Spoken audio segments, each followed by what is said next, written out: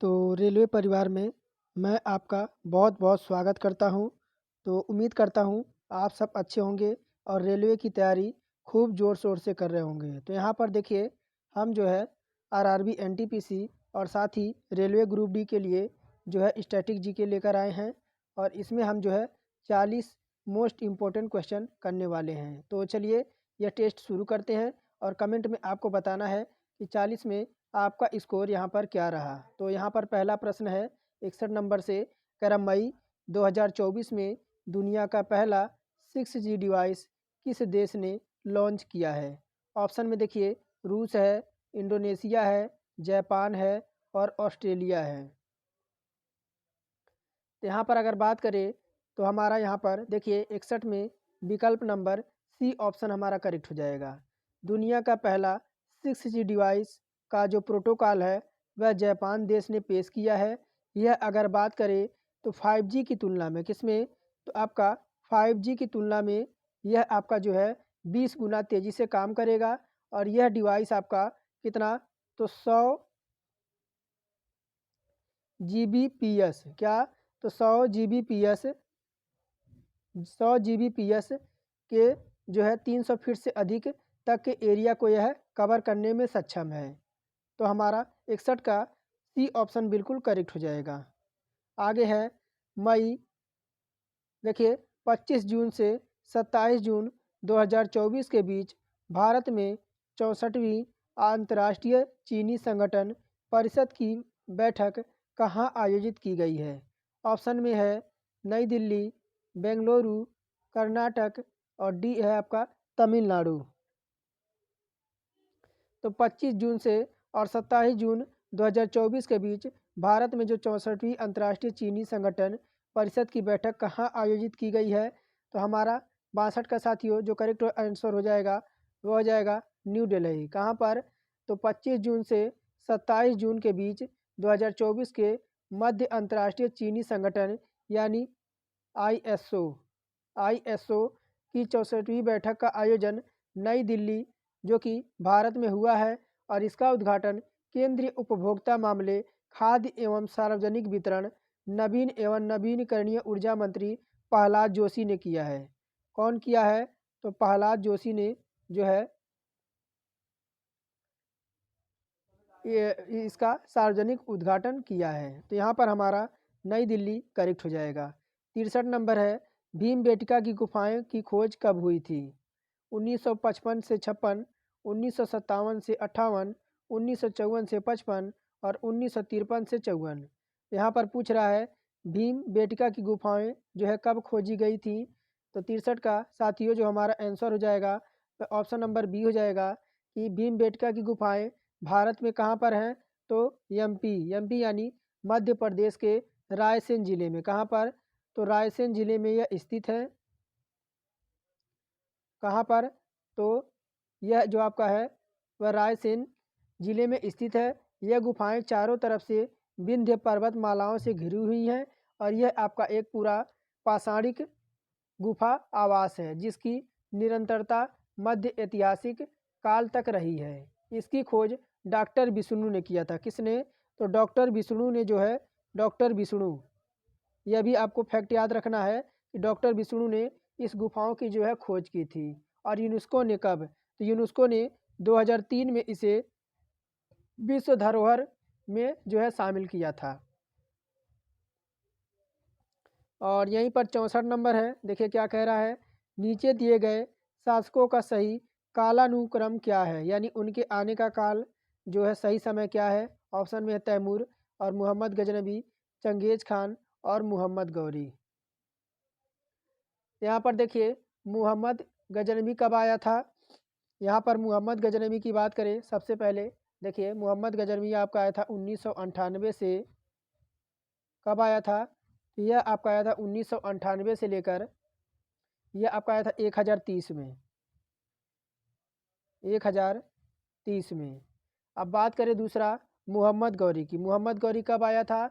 मोहम्मद गौरी 1173 से 1173 से यह आया था 1206 तक इसका शासनकाल था। कब से?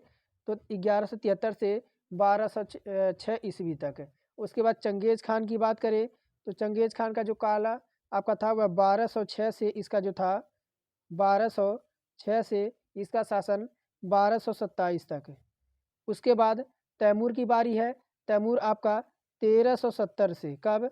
तो 1370 से यह 1405 तक इसका शासनकाल था, 1405 तक। तो आपको पता चल गया, सबसे पहले मुहम्मद आपका गजनबी आया, उसके बाद कौन आया? उसके बाद मोहम्मद गौरी आया, उसके बाद चंगेज़ खान, उसके बाद तैमूर। तो हमारे यहाँ पर साथियों ऑप्शन नंबर सी विकल्प हमारे यहाँ पर बिल्कुल राइट हो जाएगा। और भारत के पूर्वी तट पर स्थित इनमें से किस स्थान पर अंग्रेज़ों ने 1611 में अपना पहला कारखाना जो है खोला था? ऑप्शन में देखिए है मद्रास और मछलीपट्टनम, तूतीकोरिन और यानम।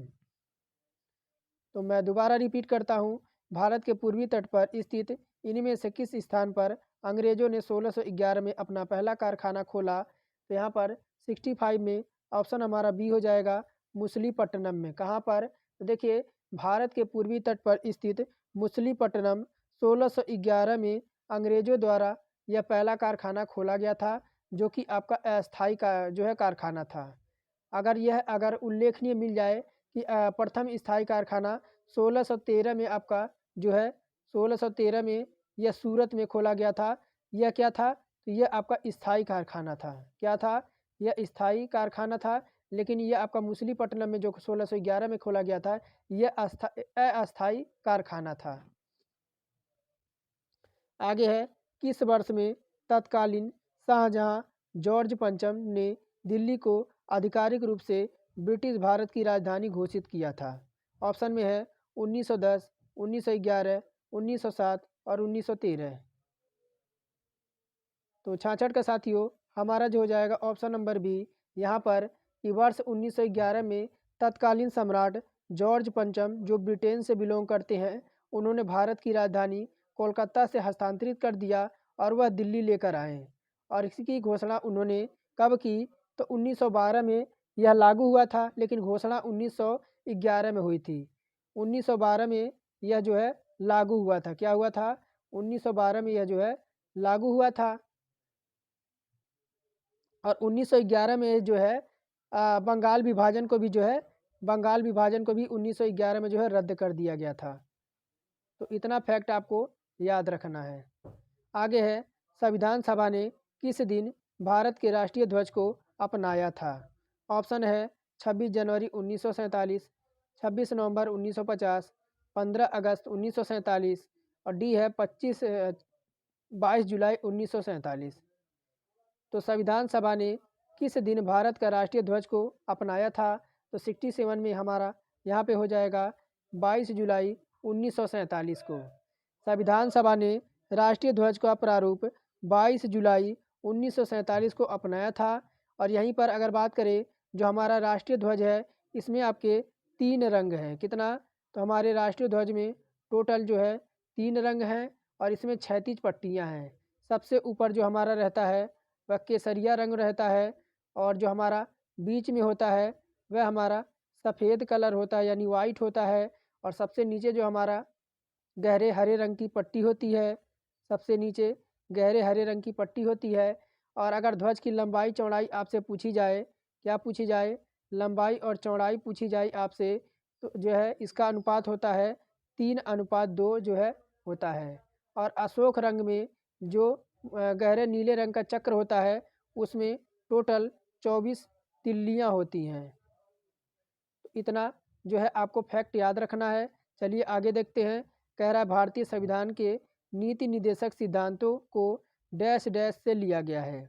ऑप्शन में है कनाडा के संविधान, आयरलैंड के संविधान, फ्रांस के संविधान और अमेरिका के संविधान। तो जो भारतीय राज्य का जो नीति निर्देशक सिद्धांत है वह कहाँ से लिया गया है? तो यह लिया गया साथियों आयरलैंड के संविधान से। और भारतीय संविधान का भाग जो आपका चौथा है, यह क्या कहता है? देखिए भारतीय संविधान का भाग चौथे में अनुच्छेद आपका कौन सा? आर्टिकल 36 से लेकर आपका 51 तक जो है राज्य के नीति निर्देशक तत्वों का यहाँ पर उल्लेख मिलता है। और जिसका उद्देश्य भारत को एक कल्याणकारी राज्य के रूप में स्थापित करना है और हमारा इसे आयरलैंड के संविधान से लिया गया है। तो ऑप्शन नंबर यहाँ पर हमारा साथियों बी ऑप्शन 68 में बिल्कुल करेक्ट आंसर हो जाएगा। आगे है 69 सौरमंडल का हीलियो सेंट्रिक मॉडल सर्वप्रथम किसके द्वारा प्रस्तुत किया गया था? ऑप्शन में है जोहानेस केपलर, गैलीलियो गैलीली और विलियम हार्शले और निकोलस कापरनिकस। तो सौरमंडल का जो आपका हीलियोसेंट्रिक मॉडल सर्वप्रथम किसके द्वारा प्रस्तुत किया गया था? तो 69 का साथियों हमारा जो हो जाएगा option number D Nicolaus Copernicus. देखिए सौरमंडल का जो सूर्य केंद्रीय सिद्धांत है यानी आपका हेलियोसेंट्रिक मॉडल, यह सर्वप्रथम निकोलस कापरनिकस द्वारा प्रस्तुत किया गया था। निकोलस कापरनिकस को आधुनिक खगोल विज्ञान का संस्थापक माना जाता है। किसे? तो आधुनिक खगोल विज्ञान का इन्हें जो है जनक माना जाता है। उन्होंने ही सबसे पहले कहा था कि सूर्य ब्रह्मांड के केंद्र में स्थित है। कहाँ पर? तो सूर्य जो है वह ब्रह्मांड के केंद्र में स्थित है, इन्होंने ही कहा था। और पृथ्वी सहित सभी ग्रह सूर्य का चक्कर लगाते हैं। किसने कहा था ये? तो निकोलस कापरनिकस ने। आगे है 70 नंबर बोरिंग जल डमरू किसे जोड़ता है? तो बोरिंग जल डमरू किसे जोड़ता है? कह रहा हिंद महासागर और जावा सागर को, आर्कटिक महासागर और प्रशांत महासागर को, भूमध्य सागर और अटलांटिक महासागर को, और डी है अटलांटिक महासागर और हडसन की खाड़ी को। तो बेरिंग जल डमरू मध्य किसे जोड़ता है? तो 70 का जो साथियों हमारा हो जाएगा यह आर्कटिक महासागर और प्रशांत महासागर को। तो यहाँ पर हमारा ऑप्शन नंबर बी बिल्कुल यहाँ पर राइट हो जाएगा। और आपका बेरिंग स्ट्रेट जल डमरू अलास्का और साइबेरिया को जोड़ता है। आगे देखिए यहाँ पर कह रहा निम्नलिखित में से उन राज्यों की पहचान कीजिए जो मानसूनी बौछार काल बैसाखी यानी नॉन वेस्टर से संबंधित हैं। ऑप्शन में है पश्चिम बंगाल और असम, राजस्थान और पंजाब, गुजरात और महाराष्ट्र, और डी है केरल और कर्नाटक। तो वह आपको पहचान करना है जो पूर्वी मानसूनी बौछार काल बैसाखी से संबंधित है। तो 71 में साथियों हमारा जो हो जाएगा ये ऑप्शन नंबर ए हो जाएगा कि पश्चिम बंगाल और असम हो जाएगा। पूर्वी बौछार काल बैसाखी से संबंधित राज्य पश्चिम बंगाल और असम है। केरल में काल बैसाखी को काफ़ी सावर कहा जाता है। क्या कहा जाता है? यह इनको काफ़ी क्या कहा जाता है? काफ़ी सावर कहा जाता है केरल में। तो इतना आपको याद रखना है। कह रहा देखिए 72 नंबर आर्थिक नियोजन को निम्नलिखित में से किस सूची में रखा गया है? ऑप्शन है समावर्ती सूची, राज्य सूची और संघ सूची दोनों, राज्य सूची और संघ सूची। तो समवर्ती जो आर्थिक नियोजन को निम्नलिखित में से किस सूची में यहाँ पर रखा गया है? तो 72 है। और 72 में जो हमारा हो जाएगा वह समवर्ती सूची में। देखिए आर्थिक नियोजन की समवर्ती सूची के अंतर्गत यहाँ पर रखा गया है एम विश्वथरैया। कौन थे? तो यह थे आपके एम विश्वथरैया। एम विश्वथरैया जो थे इनको देखिए इन्होंने ही आर्थिक नियोजन का इन्हें जनक कहा जाता है। किसे? तो एम विश्वथरैया को जो है आर्थिक नियोजन का जनक माना जाता है। और यहीं पर 73 नंबर है भारत डैश डैश में ब्रिटिश साम्राज्य के प्रत्यक्ष शासन के अधीन आ गया था। तो आपका 1857 और 1858, 1859 और 1956 में। तो भारत ब्रिटिश साम्राज्य के प्रत्यक्ष शासन के अधीन आ गया था कौन से वर्ष में? तो यहाँ पर साथियों हमारा जो हो जाएगा आपका 1858 में। भारत सरकार अधिनियम 1858 के तहत ब्रिटिश इंडिया के शासन की जिम्मेदारी ब्रिटिश क्राउन को सौंप दी गई और भारत का गवर्नर जनरल जो है अब वायसराय कहा जाने लगा और भारत ब्रिटिश साम्राज्य के प्रत्यक्ष शासन के अधीन आ गया था। तो यहाँ पर हमारा 1858 जो है राइट आंसर हो जाएगा। प्रसिद्ध संघाई महोत्सव पूर्वोत्तर भारत के किन राज्यों में आयोजित किए जाने वाला एक वार्षिक सांस्कृतिक उत्सव है? यहाँ पर ऑप्शन में है मेघालय, मणिपुर, त्रिपुरा और नागालैंड। तो प्रसिद्ध संघाई महोत्सव पूर्वोत्तर भारत के किस राज्य में आयोजित किए जाने वाला एक वार्षिक सांस्कृतिक उत्सव है? तो यह हमारा हो जाएगा यह मणिपुर हो जाएगा। Option number B. 21 से 30 नवंबर 21 से 30 नवंबर 21 से 30 नवंबर तक प्रत्येक वर्ष मणिपुर में संघाई महोत्सव का आयोजन किया जाता है। इस महोत्सव का नाम मणिपुर में पाए जाने वाले संघाई हिरण के नाम पर रखा गया है। किसके? तो संघाई हिरण के नाम से इस उत्सव का नाम रखा गया है। और यह देखिए, संघाई मणिपुर राज्य जो है, संघाई मणिपुर का राज्य पशु है। इस महोत्सव की शुरुआत जो आपसे सबसे पहले हुई थी वह 2010 से हुई थी। और इस महोत्सव के आयोजन पर मुख्य उद्देश्य मणिपुर के विश्व स्तर पर पर्यटन स्थल को विख्यात करके प्रसिद्ध करना है। तो यहाँ पर इसकी शुरुआत 2010 में हुई थी। और हिरण जो है आपका, यहाँ पर जो है आपका संघाई हिरण के नाम पर रखा गया है। और यहाँ पर संघाई जो है आपका मणिपुर का राज्य पशु है। तो इतना आपको याद रखना है। और इसकी जो संघाई महोत्सव कब मनाया जाता है? तो 21 से 30 नवंबर। आगे है भारतीय शास्त्रीय गायक पंडित जसराज इनमें से किस घराने से संबंधित है? ऑप्शन है किराना, मेवाती, ग्वालियर और आगरा। तो ये हो जाएंगे, देखिए, मेवाती घराना से। भारतीय शास्त्रीय गायक पंडित जसराज मेवाती घराने से संबंधित हैं। मेवाती घराना, जिसे जयपुर मेवाती घराना भी कहते हैं। किसे? इसे देखिए, एक और भी पूछ सकता है माध्यम से, तो जयपुरी जो है इसे घराना के नाम से जाना जाता है। हिंदुस्तानी संगीत के प्रसिद्ध घरानों में से यह एक है। इसकी नींव उस्ताद धग्गे नाजिर खां और उसके बड़े भाई उस्ताद वाहिद खान ने शुरू की थी। आगे देखिए, पुस्तक से रिलेटेड क्वेश्चन है। पुस्तक to the brink and bank Indian 1991 story के लेखक कौन है? जयराम नरेश, एपीजे अब्दुल कलाम, सलमान रुश्दी और नटवर सिंह। तो ये हो जाएंगे आपके जयराम रमेश हो जाएंगे। To the brink and bank Indian 1991 story के लेखक जयराम रमेश हैं। यह किताब प्रधानमंत्री नरसिम्हा राव और वित्त मंत्री मनमोहन सिंह के लिए आपका 1991 के आर्थिक नीति के महत्वपूर्ण परिवर्तन से संबंधित रहा है। और निम्नलिखित में से कौन सी पुस्तक अमर्त्य सेन द्वारा लिखित नहीं है? तो अमर्त्य सेन ने इनमें से क्या नहीं लिखा है? तो पॉवर्टी एंड फेमस, देखिए, यह भी अमर्त्य सेन जी की है।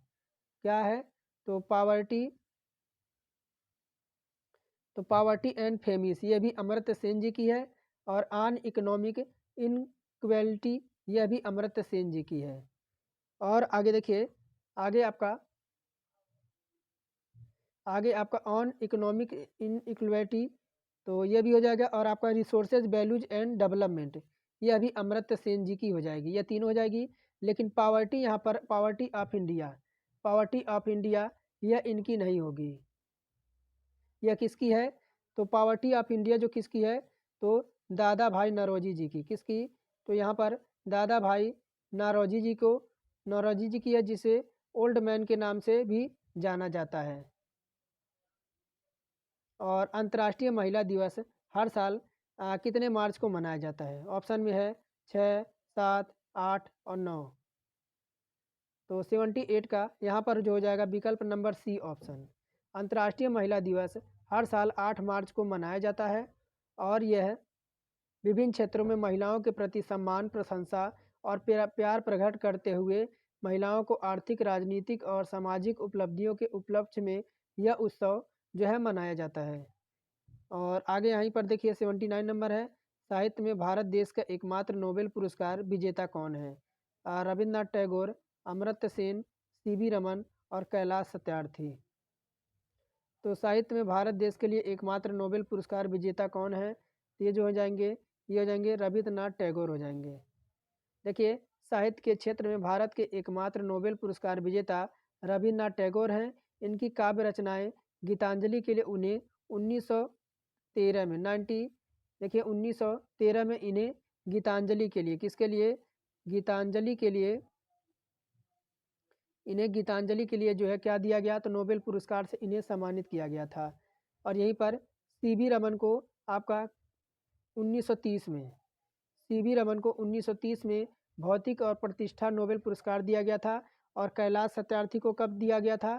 तो यह कैलाश सत्यार्थी को 2014 में जो है नोबेल पुरस्कार से सम्मानित किया गया था। आगे है संयुक्त राष्ट्र यूएन का मुख्यालय कहाँ पर स्थित है? Washington DC, Geneva, New York city और लंदन। तो देखिए अगर बात करें तो यह न्यूयॉर्क सिटी हो जाएगा हमारा। कहाँ पर? तो देखिए, और संयुक्त राष्ट्र कब की स्थापना अगर पूछी जाए, इसकी जो स्थापना हुई थी आपकी 1945 की। कब? 1945 में जो है इसकी स्थापना हुई थी। आगे है, अंतरिक्ष में जाने वाले पहले भारतीय कौन थे? रवीश मल्होत्रा, सुनीता विलियम्स, राकेश शर्मा और कल्पना चावला। तो अंतरिक्ष में जाने वाले पहले भारतीय कौन थे? तो यह जो हो जाएंगे राकेश शर्मा हो जाएंगे। अंतरिक्ष में जाने वाले प्रथम भारतीय राकेश शर्मा थे। इनके जन्म की बात करें तो इनका अगर जन्म पूछा जाए तो इनका जो जन्म हुआ था वह 13 जनवरी 1949 को, 13 जनवरी 1949 को इनका जो है पटियाला पंजाब में इनका जन्म हुआ था। कहाँ पर? तो पटियाला पंजाब में इनका जन्म हुआ था। और यह 1984 में सोवियत संघ अंतरिक्ष अनुसंधान संगठन और सोवियत संघ के सुइज 21 अंतरिक्ष अभियान के तहत 2 अंतर्राष्ट्रीय यात्रियों यूरी और मलेशियो और गुलादी स्टोलियर के साथ ये वहाँ गए थे अंतरिक्ष में। आगे देखिए 82 नंबर है, निम्नलिखित में से कौन टेनिस टूर्नामेंट क्ले कोर्ट पर खेला जाता है? तो रोलैंड गैरास, विंबलडन और यूएस ओपन और ऑस्ट्रेलियन ओपन। तो कौन सा टेनिस टूर्नामेंट क्ले कोर्ट पर खेला जाता है? ये हो जाएगा रोलैंड गैरास हो जाएगा। फ्रेंच ओपन एक टेनिस टूर्नामेंट है जो मई और जून के शुरुआत के 2 सप्ताह के बीच यह खेला जाता है और इसका मध्य पेरिस फ्रांस के रोलैंड गैरास में खेला जाता है। फ्रेंच ओपन क्ले कोर्ट खोला जाता है तथा इसकी शुरुआत अगर बात करें, इसकी शुरुआत हुई थी आपकी 1891 में। और वर्ष 2024 में इस प्रतियोगिता को महिला एकल विजेता कॉल्नस अल्कारेज जो है इन्हें मिला था। आगे है, भारत के किस शहर को पिंक सिटी के नाम से भी जाना जाता है? ऑप्शन है जयपुर, कानपुर, उदयपुर और नागपुर। तो ये हो जाएगा जयपुर को। भारत का राजस्थान राज्य के जयपुर शहर को पिंक सिटी यानी गुलाबी शहर के पूर्व पेरिस के नाम से जाना जाता है। और भारत के अगर कुछ हम भौगोलिक नाम देखें तो भारत का पीटर्सबर्ग किसे कहा जाता है? तो देखिए ध्यान से, जमशेदपुर को। मसालों का बागीचा किसे कहा जाता है? तो केरल को। और उत्तरी भारत का मैनचेस्टर किसे कहा जाता है? तो कानपुर को। और संतरों का नगरी नागपुर को। पर्वतों की रानी मसूरी को। और धान की डलिया छत्तीसगढ़ को। NCSM संस्कृति मंत्रालय के अधीन एक आपका स्वायत्त संस्था है, इसका पूर्ण रूप क्या है? तो national counselling of space museum, ये नहीं होगा। Option number national counselling of science museum, ये हमारा विकल्प बी ऑप्शन यहाँ पर करेक्ट हो जाएगा कि आपका NCSM का पूर्ण रूप national council of science museum है। यह राष्ट्रीय विज्ञान संग्रहालय परिषद भारत सरकार के संस्कृति विद्यालय के अधीन एक संस्थापित संगठन है। इसका गठन की बात करें तो इसका जो गठन हुआ था वह 4 अप्रैल 1978 को इसका जो है गठन हुआ था। और इसका मुख्यालय कहाँ पर है? तो कोलकाता में। कहाँ पर? इसका मुख्यालय कोलकाता में है। और प्रतिरोध का SI इकाई क्या है? कह रहा ओम प्रति मीटर, ओम प्रति मीटर स्क्वायर, ओम मीटर और ओम। तो प्रतिरोध का SI आपका ओम मीटर होता है। क्या होता है यहाँ पर? ओम मीटर होता है। और यह विद्युत धारा के अवरुद्ध करने की क्षमता को उस पदार्थ की प्रतिरोधकता कहते हैं। सुचालक पदार्थों की प्रतिरोधकता कम और कुचालक पदार्थों की प्रतिरोधकता जो होती है वह अधिक होती है। आगे 10 न्यूटन का बल किसी वस्तु पर कार्य कर रहा हो तो उस वस्तु का दिशा में 5 मीटर विस्थापित होती है, तो किया गया कार्य आपको बताना है।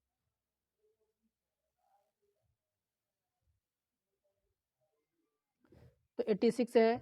यहाँ पर बात करें तो आपका कार्य बराबर यानी W बराबर क्या होता है?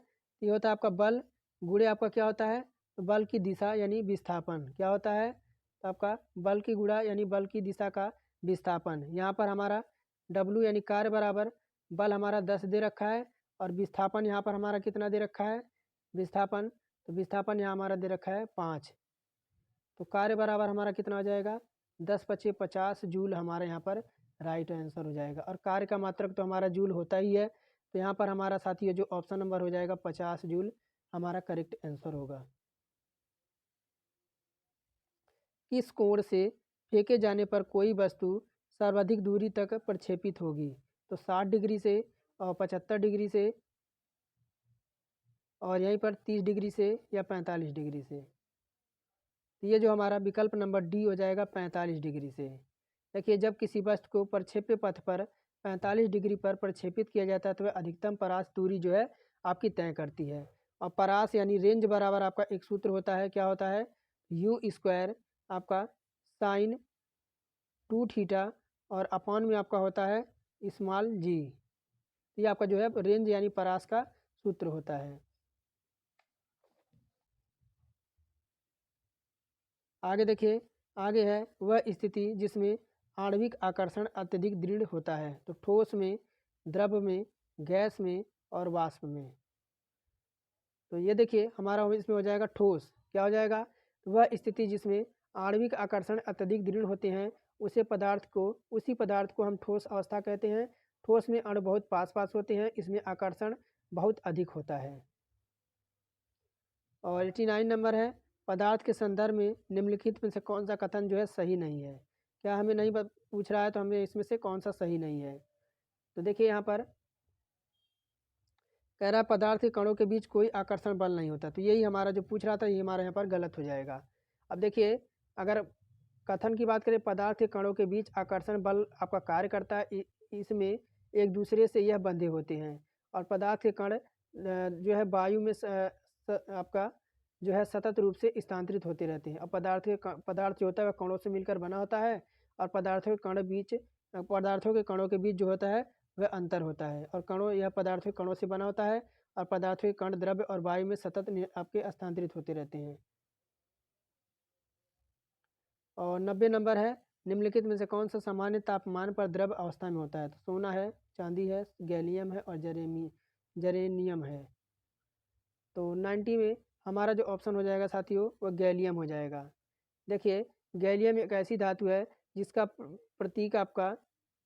प्रतीक यह है कि यह प्रकृति में मुलायम और चांदी जैसे सफ़ेद होती है और ये सामान्यतः तापमान पर तरल अवस्था में आपका गैलियम पाया जाता है। और निम्नलिखित में से कौन सा एक आपका आयनिक यौगिक का गुण नहीं है? कह रहा पानी में घुलनशील और पेट्रोल में अघुलनशील, तो ये तो हमारा गुण हो जाएगा इसका। कह रहा कम गलनांक और क्वथनांक, तो ये हमारा है ऑप्शन नंबर बी यहाँ पर गलत हो जाएगा कि आयनिक यौगिक ठोस होते हैं और जैसे आपका इसमें नमक हो गया NaCl और क्या हो गया तो आपका KCl हो गया और यहीं पर आपका CuSO4 हो गया। ये क्या होते हैं? ये जो होते हैं आयनिक गलित अवस्था तथा जलीय विलयन में आयनों द्वारा उत्पन्न कारण विद्युत के यह चालक होते हैं। आगे है एपिग्राफी का अभिप्राय क्या होता है? तो एपिग्राफी का यहाँ पूछ रहा है। तो अगर बात करें देखिए पहले बात करें आपका कंकालों का अध्ययन किसके अंतर्गत किया जाता है? कंकालों का अध्ययन तो ये आपका ऑस्टियोलॉजी के तहत, किसके द्वारा? ऑस्टियोलॉजी के तहत, ऑस्टियोलॉजी के तहत आपका जो है कंकालों का अध्ययन किया जाता है। और यहीं पर बात करें शिलालेखों का अध्ययन किसके अंतर्गत किया जाता है? शिलालेखों का अध्ययन, तो शिलालेखों का जो अध्ययन किया जाता है एपिग्राफी के तहत, किसके तहत? एपिग्राफी के तहत जो है शिलालेखों के अध्ययन किया जाता है। और यहीं पर बात करें मानचित्रों का अध्ययन की क्या कहलाता है? तो आपका कार्टोग्राफी, क्या कहलाता है? कार्टोग्राफी, यह मानचित्रों का अध्ययन कार्टोग्राफी होता है। ये आपका इस तरह से कार्टोग्राफी होगा। और आपका सिक्कों का अध्ययन को क्या कहा जाता है? सिक्कों के अध्ययन को, तो सिक्कों के अध्ययन को आपका न्यूमिस्मेटिक क्या कहा जाता है?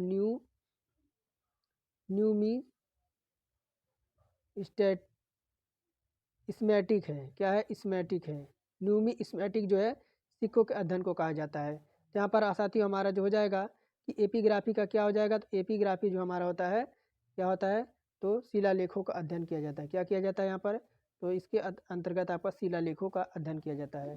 कह रहा होमो सेपियंस शब्द किसके द्वारा दिया गया था? तो ऑप्शन है सी लिनियस, डार्विन, मिलर और जे मेंडल।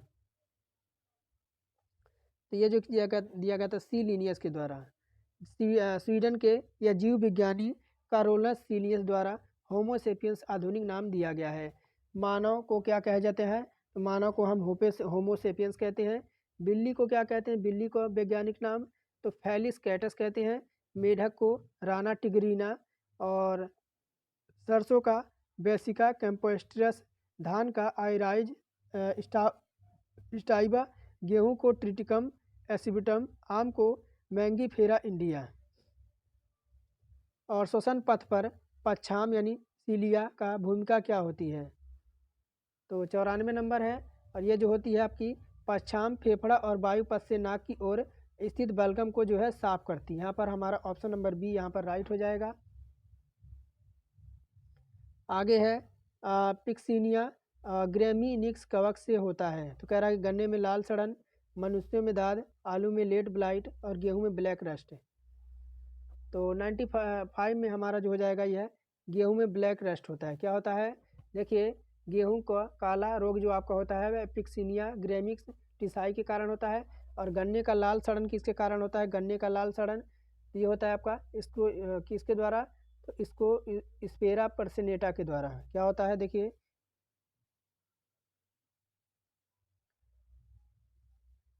स्पोरा इसके द्वारा गन्ने में लाल सड़न होती है। और यही बात करें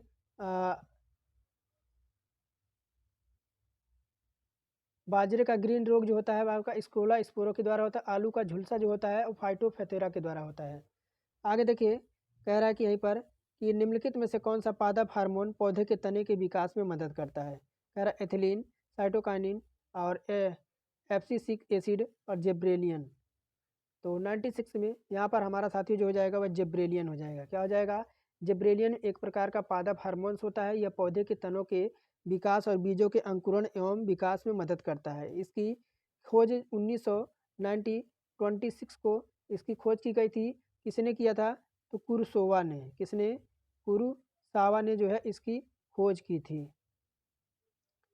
सीपीयू की गति किस में मापी जाती है? कह रहा मेगाहर्ट्ज में, बीट्स प्रति सेकंड में, लक्स में या हार्स पावर में? तो सेंट्रल प्रोसेसिंग यूनिट क्या हो जाएगा? तो इसका जो हो जाएगा वह मेगाहर्ट्ज में इसकी गति को जो है मापा जाता है।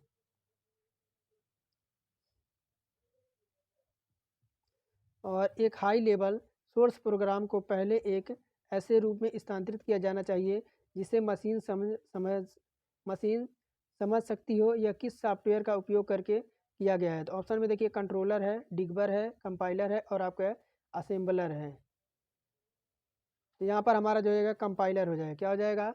कंपाइलर एक ऐसा सॉफ्टवेयर प्रोग्राम होता है जो उच्च स्तरीय भाषा को कोड के रूप में यानी बाइनरी कोड भाषा यानी मशीन भाषा में यह परिवर्तित करता है, जिसे कंप्यूटर द्वारा समझा और एग्जीक्यूट किया जाता है। और मशीनी भाषा में उच्च स्तरीय प्रोग्रामिंग को परिवर्तित करने की प्रक्रिया को कंपाइलेशन जो है हम कहते हैं।